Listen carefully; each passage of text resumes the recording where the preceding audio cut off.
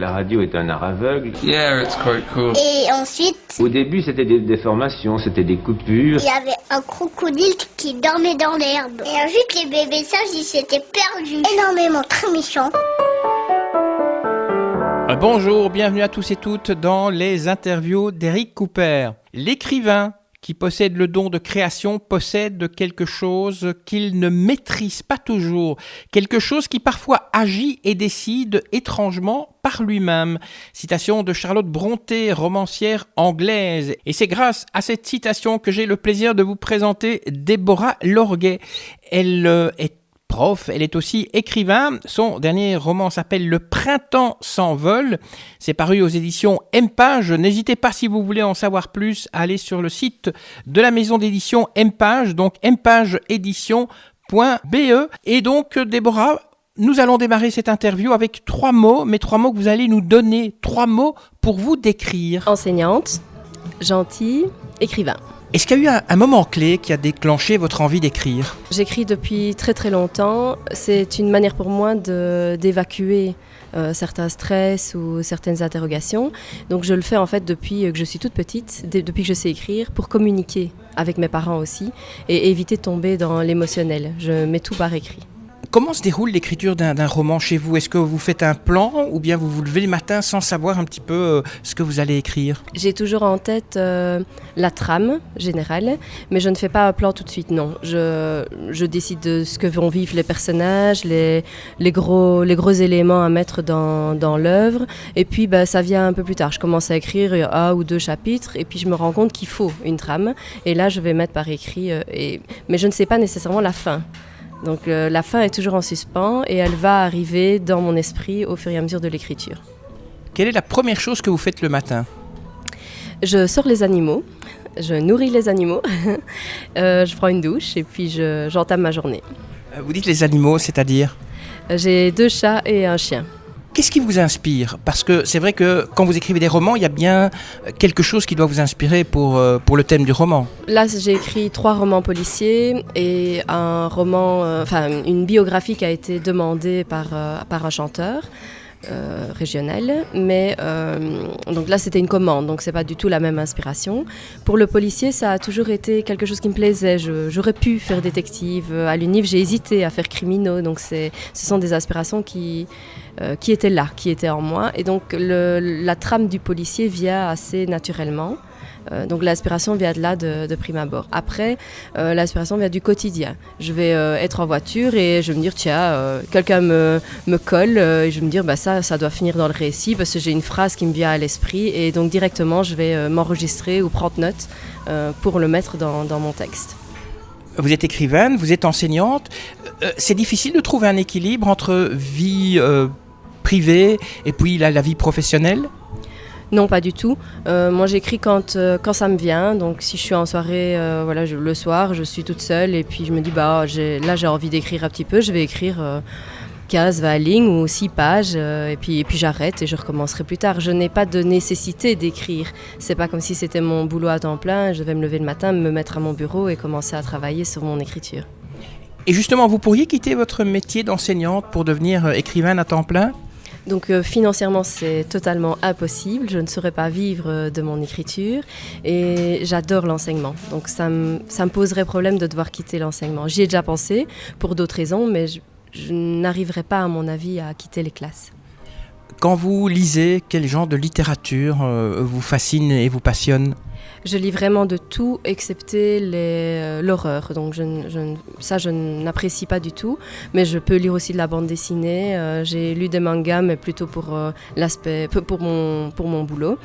Mais j'aime beaucoup le policier, c'est vrai, mais c'est vraiment pas l'essentiel de mes lectures. Et quand vous lisez, c'est avec un œil d'écrivaine ou avec l'œil de la lectrice lambda ? Ah non, pas du tout. J'adore la lecture pour ce qu'elle est. Donc je ne vais pas réfléchir, tiens, je pourrais faire ça ou je pourrais imiter ça. Pas du tout. Il y a des écrivains dont je suis vraiment fan. J'ai énormément de respect pour certains d'entre eux. Et donc je le lis pour le lire, pas du tout pour penser à l'écriture. Vous parlez de cette biographie que vous avez faite pour un artiste. Votre musique, c'est quoi ? Qu'est-ce que vous aimez écouter comme genre de musique ? J'ai pas de genre en particulier. J'aime beaucoup la chanson française. Jean-Jacques Goldman a bercé toute mon enfance, donc ça restera toujours un artiste que j'adore. Mais récemment, je suis allée voir le concert de Keane, par exemple, que j'aime vraiment beaucoup.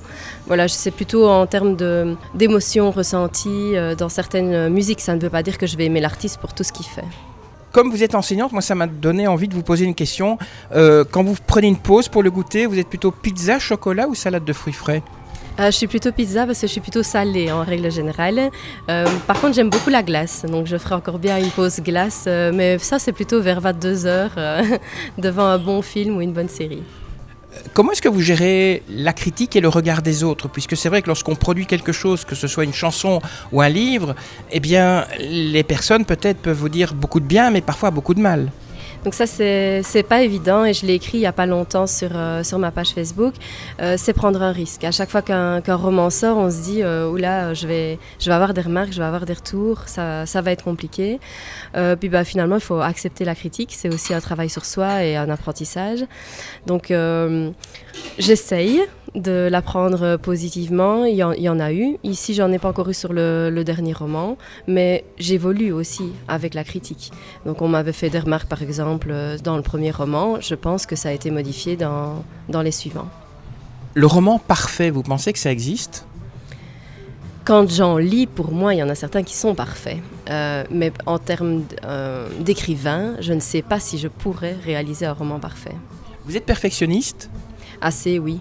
Je vais relire un même passage une 30aine de fois et le modifier les 30 fois de relecture. Est-ce que vous arrivez à rire de vous parfois ? Vous faites quelque chose, vous avez écrit quelque chose et vous arrivez à vous moquer un peu de vous-même ? Donc c'est ce que je suis en train d'écrire, j'en avais besoin. J'ai passé une année difficile et j'ai commencé un roman drôle. Et donc j'essaye de faire rire et donc je relis certains passages et je ris de mes blagues et de ce que j'ai écrit. Donc je pense que oui, j'arrive à rire de moi-même. Est-ce qu'il y a un parfum qui parfois vous rappelle des souvenirs et peut-être peut vous inspirer pour vos livres ? Oui, il y a beaucoup de parfums. Il y a des parfums qui viennent de la nourriture, mais aussi des parfums de tous les jours de personnes qui m'inspirent, oui, qui signifient quelque chose en tout cas. Et donc j'essaye de faire transparaître dans mon écrit. Et vous avez un parfum préféré ?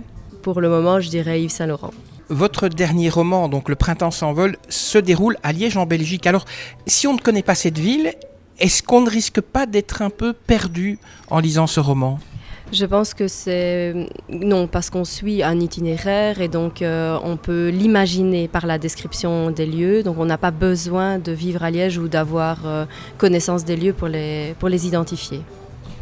Voilà, et je pourrais dire aussi que le roman Le Pendu de Saint-Folien de Simenon, qui ne se passe d'ailleurs pas très loin d'ici, se passe à Liège. Et puis dans Tintin, il y a pas mal aussi de références à Bruxelles.